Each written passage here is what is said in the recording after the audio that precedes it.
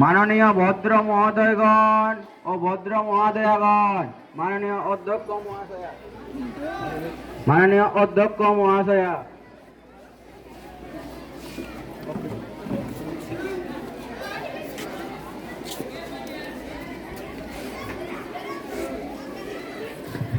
আপনারা বসুন।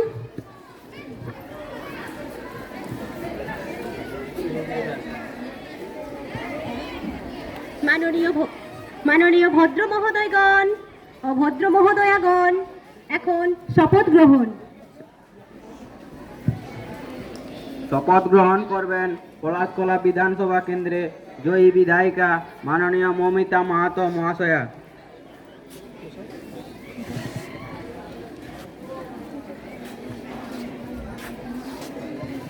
আপনি কোন ভাষায় কথা বলবেন?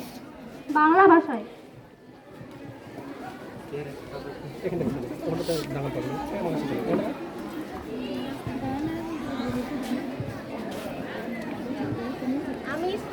আমি শ্রীমতী মৌমিতা মাহাতো, সংসদের সদস্যরূপে নির্বাচিত আমি ঈশ্বরের নামে শপথ করিতেছি যে আমি বিধি দ্বারা প্রতিষ্ঠিত ভারতের সংবিধানের প্রতি প্রকৃত বিশ্বাস ও আনুগত্য পোষণ করিব।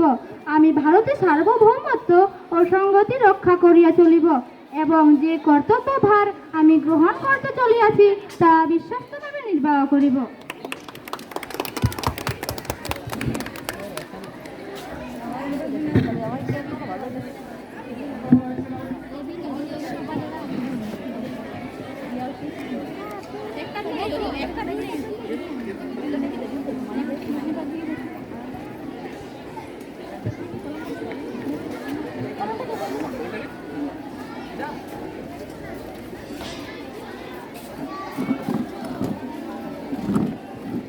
মাননীয় সদস্যগণ, সভার কার্যাবলী শুরু করার আগে একটি সুবার্তা আমি আপনাদের দিতে চাই।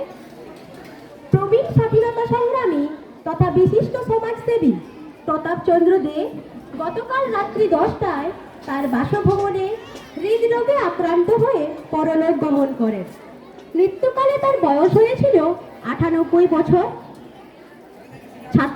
1924 সালের 12 জুলাই তিনি মেদিনীপুর জেলার তমলুক শহরে জন্মগ্রহণ করেন। ছাত্র জীবনেই তিনি রাজনীতিতে যোগদান করেন। 1942 সালে ভারত ছাড়ো আন্দোলনে তিনি সক্রিয়ভাবে যোগ দেন। স্বাধীনতার পর তিনি নানা রকম সমাজসেবামূলক কাজের সঙ্গে যুক্ত ছিলেন। এখন আমি সরকারি দলের পক্ষ থেকে মাননীয় মুখ্যমন্ত্রীকে আহ্বান করছি এই বিশিষ্ট ব্যক্তির প্রতি শ্রদ্ধা জ্ঞাপন করতে। বিশিষ্ট স্বাধীনতা সংগ্রামী ও সমাজসেবী মাননীয় প্রতাপচন্দ্র দের মৃত্যুতে আমরা গভীরভাবে শোকাহত। স্বাধীনতা আন্দোলনে তার ভূমিকা আজও আপামর বাঙালি শ্রদ্ধার সঙ্গে স্মরণ করে। সমাজসেবার সঙ্গেও তার নাম ওতপ্রোতভাবে জড়িয়ে আছে। আমি সমগ্র রাজ্যবাসীর তরফ থেকে তার প্রতি শ্রদ্ধা জ্ঞাপন করছি। ধন্যবাদ। এবার বিরোধী দলনেত্রীকে আহ্বান করছি শ্রদ্ধা জ্ঞাপন করতে। স্বাধীনতা সংগ্রামী ও সমাজসেবী শ্রী প্রতাপচন্দ্রদের মৃত্যুতে আমরা গভীরভাবে শোকাহত। তার মৃত্যুতে আমরা হারালাম সমাজতান্ত্রিক আন্দোলনের এক অন্যতম প্রাণ পুরুষকে। তিনি তার দীর্ঘ কর্মময় জীবনে সমগ্র বাঙালি জাতির সামনে রেখে গেছেন এক গভীর অনুপ্রেরণা। আমি আমার দলের পক্ষ থেকে তার স্মৃতির প্রতি শ্রদ্ধা জ্ঞাপন করছি।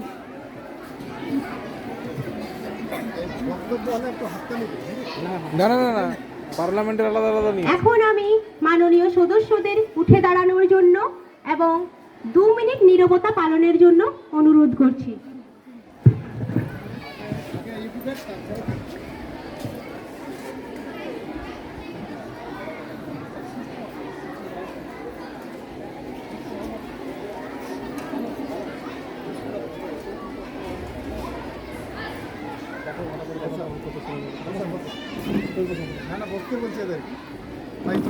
ধন্যবাদ।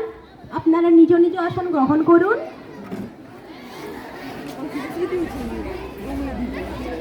আমি সচিবকে অনুরোধ করছি এই শোক বার্তাটি পরিবারের কাছে পাঠাতে। ঠিক আছে ম্যাডাম। এখন প্রশ্নোত্তর পর্ব।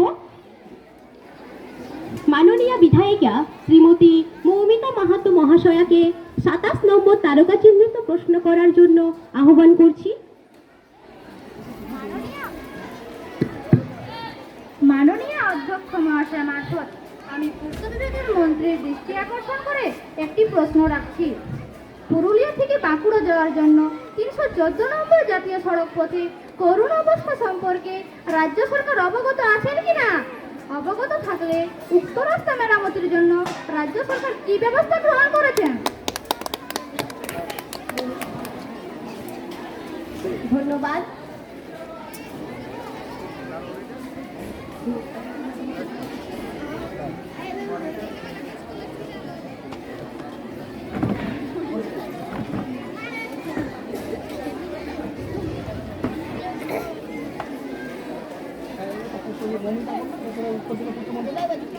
ধন্যবাদ। মাননীয় পূর্তমন্ত্রীকে এই বিষয়ে আলোকপাত করার জন্য আহ্বান করছি।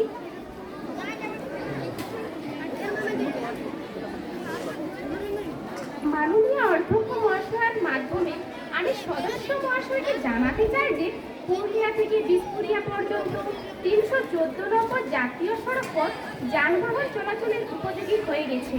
বিসপুরিয়া থেকে বাঁকুড়া পর্যন্ত রাস্তা মেরামতের কাজ চলছে। সরু রাস্তা অনেকটাই চওড়া করার প্রস্তুতি চলছে। আশা করি কয়েক মাসের মধ্যে কাজ সম্পূর্ণ হয়ে যাবে। যানবাহন চলার উপযোগী করার জন্য রাজ্য সরকার এ পর্যন্ত 53 কোটি টাকা খরচ করেছেন। ধন্যবাদ।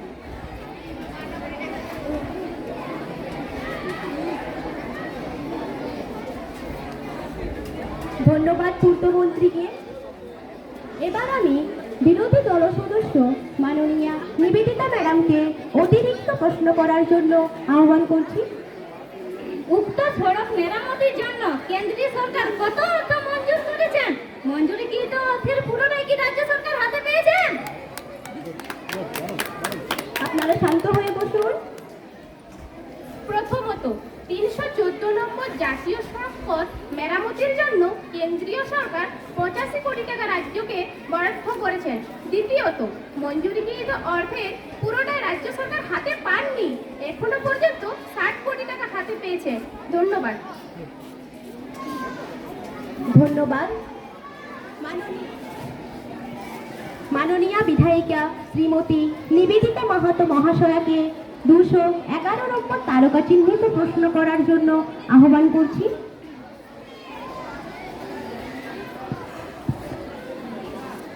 মাননীয় স্পিকার ম্যাডাম, আপনার মাধ্যমে আমি পরিবেশ মন্ত্রীর কাছে জানতে চাইছি যে বর্তমানে পরিবেশ দূষণের অন্যতম প্রধান উপাদান হলো প্লাস্টিক বা থার্মোকল।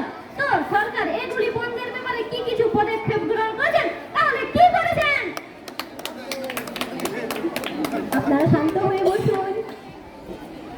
এই বিষয়ে মাননীয় পরিবেশ মন্ত্রীকে কিছু বলার জন্য আহ্বান করছি।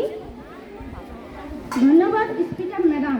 আপনার মাধ্যমে মাননীয় বিধায়িকা শ্রীমতী নিবেদিতা মহাশয়কে জানাতে চাই যে এই বিষয়ে আমাদের সরকার ইতিমধ্যে গোটা রাজ্যে প্রচার শুরু করে দিয়েছেন। প্লাস্টিকের ক্ষতিকর দিকগুলি তুলে ধরে মানুষের মধ্যে সচেতনতা বাড়িয়ে তোলা হচ্ছে। 2016 সালের বিধি অনুযায়ী 1 জুলাই 2022 থেকে 75 মাইক্রনের নিচে প্লাস্টিক সম্পূর্ণরূপে নিষিদ্ধ ঘোষণা করা হয়েছে। বিভিন্ন কোম্পানি, বাণিজ্যিক প্রতিষ্ঠান, হাসপাতাল ও অন্যান্য প্রতিষ্ঠানগুলিকে বিজ্ঞপ্তি জারি করতে নির্দেশ করেছি। আশা করি 6 মাসের মধ্যে সমাধান হয়ে যাবে। ধন্যবাদ। ধন্যবাদ। এবার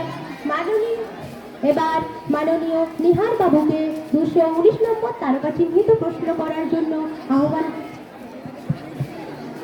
মাননীয় অধ্যক্ষ মহাশয়া, আপনার মাধ্যমে আমি স্বাস্থ্যমন্ত্রীকে জানাতে চাই বর্তমানে ভয়াবহ কোভিড পরিস্থিতি চলছে।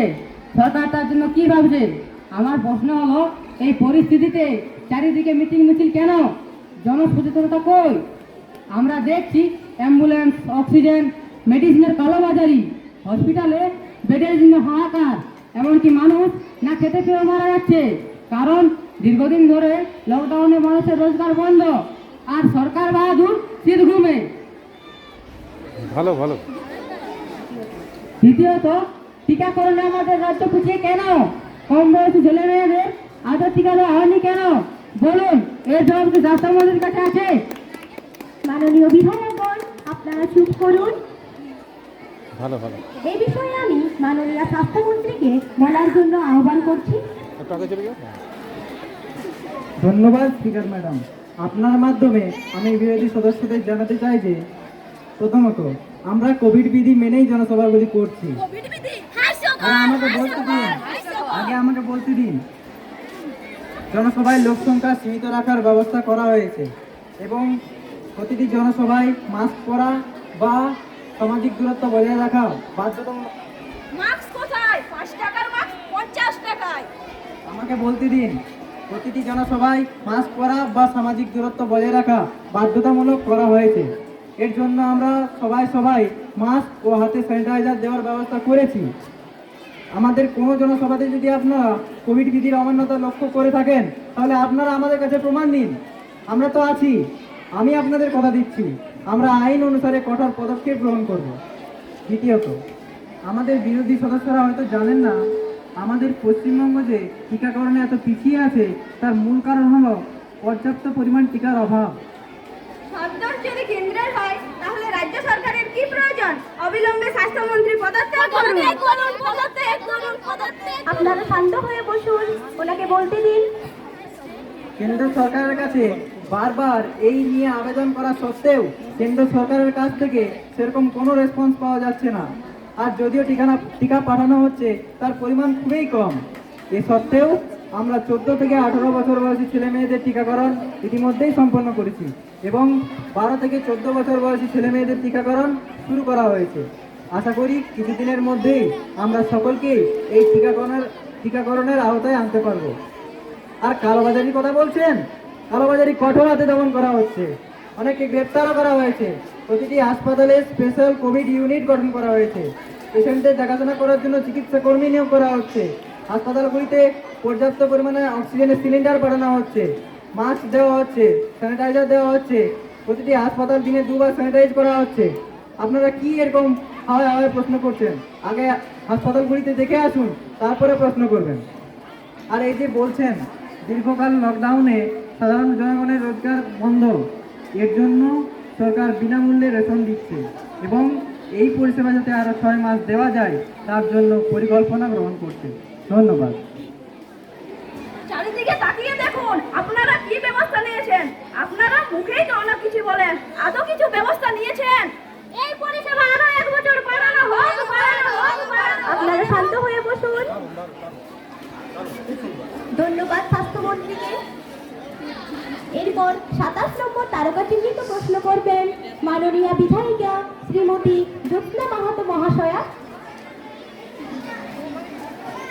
মাননীয় অধ্যক্ষ মহাশয়া, আমি আপনার মাধ্যমে মাননীয় স্বাস্থ্যমন্ত্রীকে একটি প্রশ্ন করছি। পুরুলিয়া জেলার জামতলা, কাশীপুর, সুলতাননগর প্রভৃতি গ্রামীণ স্বাস্থ্যকেন্দ্রগুলিতে সাপের কামড়ের প্রতিষেধক বা অ্যান্টিভেনাসের আকাল দেখা দিয়েছে। আপনি কি জানেন ইতিমধ্যে 3টি স্বাস্থ্যকেন্দ্রে টিকা না পেয়ে 4 জনের মৃত্যু হয়েছে? স্বাস্থ্যমন্ত্রক এ বিষয়ে কি ব্যবস্থা নিচ্ছেন?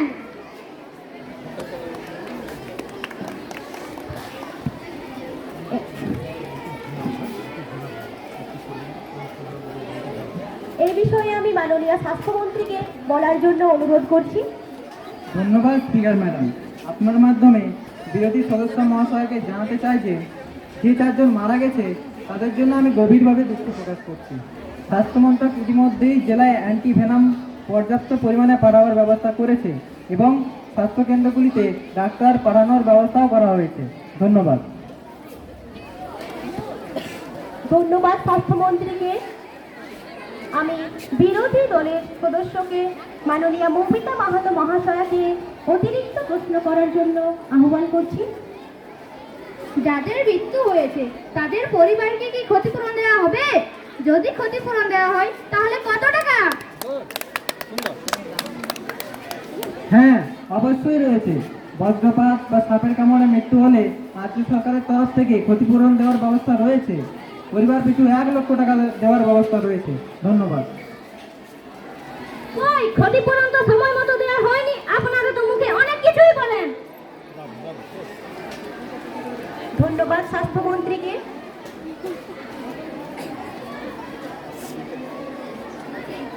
মাননীয় অধ্যক্ষ মহাশয়া, আমি মুলতবি প্রস্তাব উত্থাপনের অনুমতি প্রার্থনা করছি। প্রশ্ন হলো যে মাননীয় সদস্যকে মুলতবি প্রস্তাব উত্থাপনের অনুমতি দেওয়া হোক। যারা প্রস্তাবের পক্ষে তারা উঠে দাঁড়ান।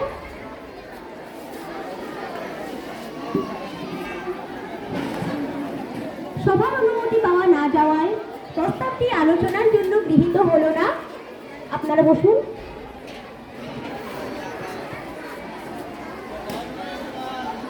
আমি 3টি দৃষ্টি আকর্ষণী নোটিশ পেয়েছি। সেগুলি হলো, প্রথমত, দেবীর মাহাতো সদর হাসপাতালের অস্বাস্থ্যকর পরিবেশ ও পরিচালক মণ্ডলীর অব্যবহার। নোটিশটি দিয়েছেন মৌমিতা মাহাতো মহাশয়া। দ্বিতীয়ত, শুশুনিয়া বা অযোধ্যার মতো জঙ্গলে ভয়ঙ্কর আগুন এবং গাছপালা ও পশু পাখির প্রচুর ক্ষয়ক্ষতি। নোটিশটি দিয়েছেন মৌসুমী মাহাতো মহাশয়া। এবং তৃতীয়ত, সমগ্র পুরুলিয়া জেলা জুড়ে ডেঙ্গু জ্বরের প্রকোপ ও বিভিন্ন হাসপাতালে শিশু মৃত্যু। নোটিশটি দিয়েছেন নিবেদিতা মাহাতো মহাশয়া। আমি এই 3টি দৃষ্টি আকর্ষণী নোটিশের মধ্যে মাননীয়া নিবেদিতা মাহাতো মহাশয়ের নোটিশটি নির্বাচন করেছি। নোটিশটি হলো, সমগ্র পুরুলিয়া জেলা জুড়ে ডেঙ্গু জ্বরের প্রকোপ ও বিভিন্ন হাসপাতালে শিশু মৃত্যু। এখন আমি মাননীয় স্বাস্থ্যমন্ত্রীকে অনুরোধ করছি এই নোটিশটির বিবৃতি দিতে। ক্লাস 8-এ ছাত্রছাত্রীদের উদ্দেশ্যে জানাচ্ছি, তোমরা থালা ধুয়ে লাইনে গিয়ে দাঁড়িয়ে যাও। ক্লাস 8-এর ছাত্রছাত্রীরা থালা ধুয়ে লাইনে গিয়ে দাঁড়িয়ে যাও। 8 হবার পর তারপরে 9 গিয়ে দাঁড়াবে। এখন 9 যাবে না।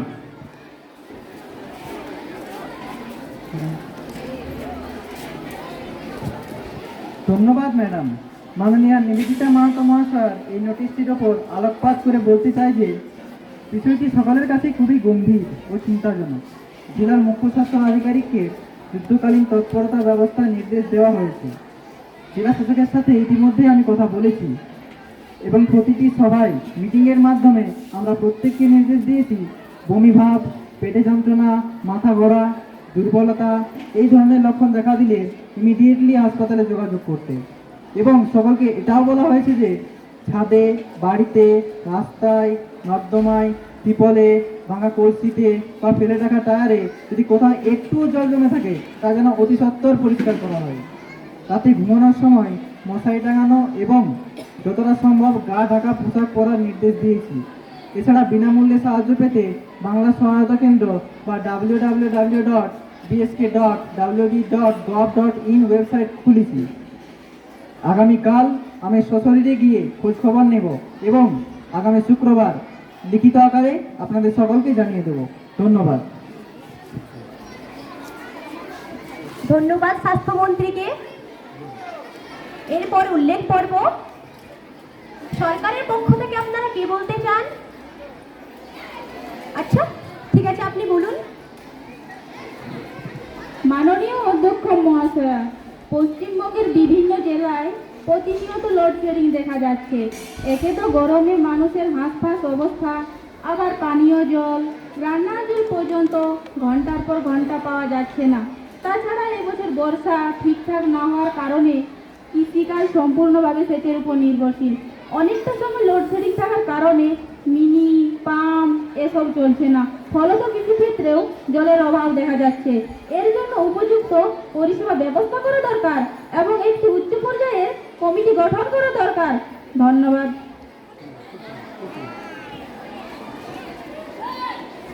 ধন্যবাদ। আমরা এখন 0 আওয়ারে পৌঁছেছি। মাননীয় বিধায়িকা শ্রীমতী জ্যোৎস্না মাহাতো মহাশয়াকে তার প্রস্তাব উত্থাপনের জন্য আহ্বান জানানো হলো। আপনারা তো জানেনই যে গঙ্গা নদীর ভাঙন এক পুরাতন সমস্যা। এখন নতুন করে বিপদ হলো মুর্শিদাবাদের ধুলিয়ান ও পার্শ্ববর্তী এলাকায় গঙ্গার পাড়ে ভয়াবহ ভাঙন দেখা দিয়েছে। তলিয়ে গেছে একের পর এক কাঁচা বাড়ি, চাষের জমি। চরম আতঙ্কে বহু মানুষ ঘর ছেড়েছে, অনেকে নদীর পাশেই তাঁবু খাটিয়ে থাকতে শুরু করেছে। এই পরিস্থিতিতে তারা কোথায় যাবে, কি করবে, কার কাছে যাবে কিচ্ছু বুঝতে পারছে না। এই করুণ অবস্থা দেখলে চোখে জল এসে যায়। দু একটি স্বেচ্ছাসেবী সংস্থা কিছুটা সাহায্যের হাত বাড়িয়ে দিচ্ছে। আমার অনুরোধ, সরকার অতি শীঘ্রই এই গৃহহীন মানুষদের পুনর্বাসনের ব্যবস্থা গ্রহণ করুক, এটি আমার প্রস্তাব। আপনি বলুন। আমি জেলার বাসিন্দা হিসেবে ওই ঘর ছাড়া মানুষের কষ্ট প্রত্যক্ষ করেছি। ওই মানুষগুলির পাশে আমাদের ইমিডিয়েট দলমত নির্বিশেষে দাঁড়াতে হবে। তাদের পুনর্বাসনের জন্য যে প্রস্তাব এনেছেন আমাদের বিধায়িকা, আমি তার সর্বান্তকরণে সমর্থন করি। ধন্যবাদ। ধন্যবাদ। এই বিষয়ে মাননীয় মুখ্যমন্ত্রীকে বলার জন্য আহ্বান করছি। ক্লাস 9-এর ছাত্রছাত্রীরা তোমরা মিড ডে মিল লাইনে গিয়ে দাঁড়াও। ক্লাস 9-এর ছাত্রছাত্রীরা বাচ্চাদের কাছ থেকে থালা জোগাড় করে তোমরা লাইনে গিয়ে দাঁড়াও। ধুলিয়ানে যে নতুন করে ভাঙন দেখা দিয়েছে তা সরকার জানে। সমস্ত এমএলএ এবং মুর্শিদাবাদের ডিএম আমাকে ব্যাপারটি জানিয়েছেন। ওই মানুষগুলির পুনর্বাসনের জন্য খুব শীঘ্রই আমরা ব্যবস্থা গ্রহণ করতে চলেছি। ধন্যবাদ। ধন্যবাদ মুখ্যমন্ত্রীকে। মাননীয় বিধায়িকা শ্রীমতী মৌমিতা মাহাতো মহাশয়াকে তার প্রস্তাব উত্থাপনের জন্য সভার অনুমোদন দিতে আহ্বান জানানো হলো। মাননীয় অধ্যক্ষ মহাশয়া, এই সভা মন্ত্রিমণ্ডলের উপর আস্থার অভাব প্রকাশ করেছে, তাই আমি এই প্রস্তাব সভায় পেশ করার অনুমোদন প্রার্থনা করছি। ধন্যবাদ।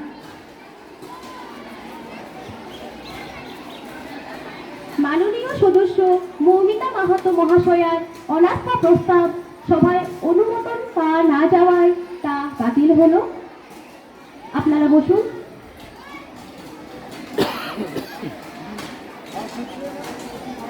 সমাজ কল্যাণ দপ্তরের ভারপ্রাপ্ত মন্ত্রী মাননীয়া মমতা মাহাতো মহাশয়াকে সভায় সংশ্লিষ্ট বিল পেশ করার প্রস্তাব দেওয়ার জন্য আহ্বান করছি।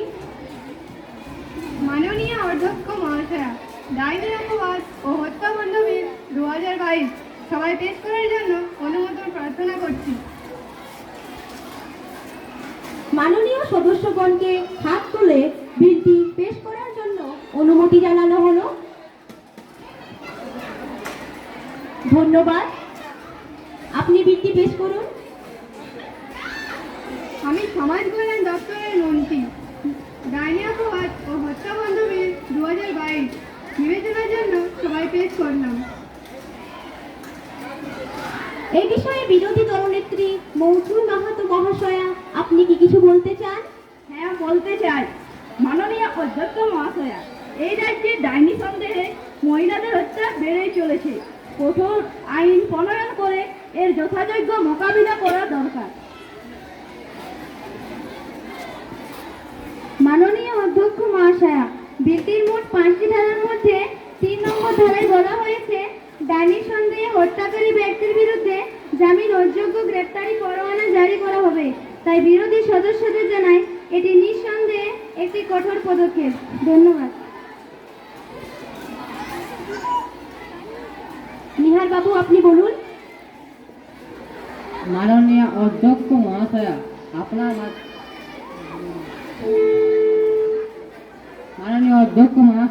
আমি বিলটি 3 নম্বর ধারায় একটু সংশোধন চাই। যারা গুণীন জ্ঞানগুরু তাদের চিহ্নিত করে জামিন অযোগ্য ধারায় গ্রেপ্তার করতে হবে এবং এই ধারাটি সরকারি দলের সংশোধন করা উচিত বলে আমি মনে করি। ধন্যবাদ। ধন্যবাদ নিহার বাবুকে। মাননীয় অধ্যক্ষ মহাশয়া, বিলটির সর্বশেষ ধারায়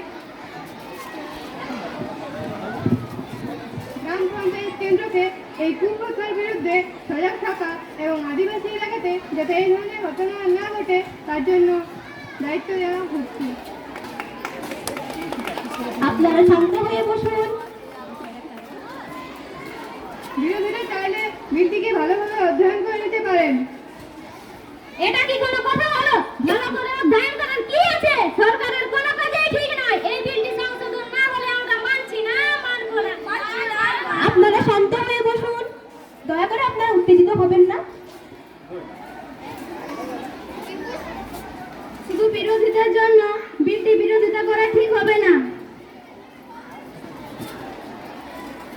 ক্লাস 10-এর ছাত্রছাত্রীদের বলছি, তোমরা থালা জোগাড় করে মিড ডে মিলের লাইনে চলে যাও এবং শুধু বিরোধিতার জন্য বিলটি বিরোধিতা করা ঠিক হবে না। আমি সরকারের সদস্য বন্ধু এই কথার তীব্র প্রতিবাদ জানাচ্ছি। আমরা বিরোধিতার জন্য এই বিলের বিরোধিতা করছি না। আমরা গঠনমূলক বিরোধিতায় বিশ্বাসী। নিরক্ষর, সহজ সরল গ্রাম্য মানুষদের শুধুমাত্র আইন প্রণয়ন করেই সচেতন করা যায় না। আপনারা শান্ত হয়ে বসুন। বিরোধী দলের সদস্যদের জানায়, সরকার শুধু আইন চালু করে দায়িত্ব ছাড়বেন এমন মনে করা ঠিক নয়। এই বিষয়ে প্রত্যেকটি গ্রামে গ্রামে সভা সমাবেশ করে জনচেতনা বাড়ানো হবে। এই বিষয়ে আমি মাননীয় মুখ্যমন্ত্রীকে কিছু বলার জন্য অনুরোধ করছি। মাননীয় অধ্যক্ষ মহাশয়, বিরোধী দলের মাননীয় সদস্যগণ ভালোভাবে জানেন, সুনির্দিষ্ট আইন না থাকলে কোনো সামাজিক কুপ্রথাকে সহজে নির্মূল করা সম্ভব নয়। রাজা রামমোহন রায়ও সমাজ সংস্কার আইন তৈরি করেন, তাই তিনি সতীদাহ প্রথা বিরোধী আইন তৈরি করতে সবার করেন। ধন্যবাদ।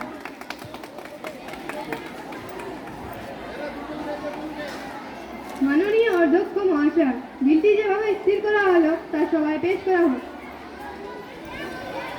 প্রশ্ন হলো, ডাইনি অপবাদ ও হত্যা বন্ধ বিল সবাই যেভাবে স্থিরীকৃত হলো তা পাশ করা হোক। যারা বিলের পক্ষে তারা হ্যাঁ বলুন, যারা বিপক্ষে তারা না বলুন।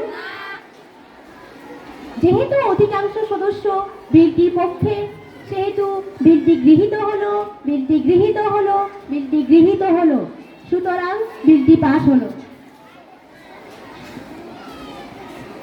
এ ব্যাপারে সরকারের অনেক আগে থেকেই সচেতন হওয়া উচিত ছিল, কারণ বিভিন্ন সমীক্ষাতে প্রকাশ পেয়েছে যে ডাইনি অপবাদে হত্যার ঘটনা সবচেয়ে বেশি পশ্চিমবঙ্গে। দেরিতে হলেও যে সরকারের ঘুম ভেঙেছে এটাই অনেক। তবে আমরা যথেষ্ট সন্দিহান যে এই আইন প্রণীত হলেও অবস্থা সেরকম হেরফের হবে না। ধন্যবাদ। ধন্যবাদ। আজকের সভার কার্যবিবরণীতে আর কোনো বিষয় না থাকায় সভা অনির্দিষ্ট কালের জন্য মুলতুবি রইল। সকলকে সহযোগিতা করার জন্য অসংখ্য ধন্যবাদ। ভালো থাকবেন। খুব সুন্দর আমাদের ছাত্রীরা যেভাবে প্র্যাকটিস করেছে, খুব সুন্দর পরিবেশন করলো। আমার খুবই ভালো লাগছে। তারা ব্লকে যাবে আগামী 13 তারিখ। সবাই শুভেচ্ছা দেবেন, আশীর্বাদ করবেন, তারা যেন খুব ভালোভাবে পারফরমেন্স করে আসতে পারে। সকলের জন্য অনেক শুভেচ্ছা রইল। খুব ভালো লাগলো।